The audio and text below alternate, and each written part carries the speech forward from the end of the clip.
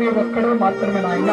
నిన్ను తెలుసుకున్నట్టు ప్రభువా, ఈ వాక్యము ఎవరైతే ఉన్నారో వారిని ఎందుకు వచ్చినట్లుగా కృప చూపించండి.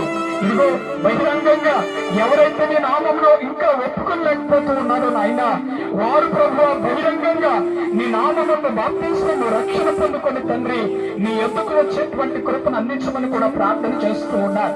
ఈ వాక్యము వినటువంటి కుటుంబాలు, ఈ వాక్యము వినటువంటి వ్యక్తులు, ఇదిగో నాయన ఈ ప్రార్థన ప్రార్థన, ఇదిగో ఈ సెమీ క్రిస్మస్ ను చూసినటువంటి ప్రతి ఒక్కరు కూడా తండ్రి ఇదిగో నీ రాజ్యములో చోటు దక్కించుకునేటువంటి గొప్ప రక్షణ భాగ్యమును అందించమని కూడా ప్రార్థన చేస్తూ ఉన్నారు. ఈ ప్రాంతాన్ని ప్రభువా మీరు జ్ఞాపకం చేసుకుని ఈ ప్రాంతాన్ని దర్శిస్తూ ఉన్నందుకు కూడా మీకే కృతజ్ఞత ఆస్తుతులు చెల్లిస్తూ ఉన్నారు.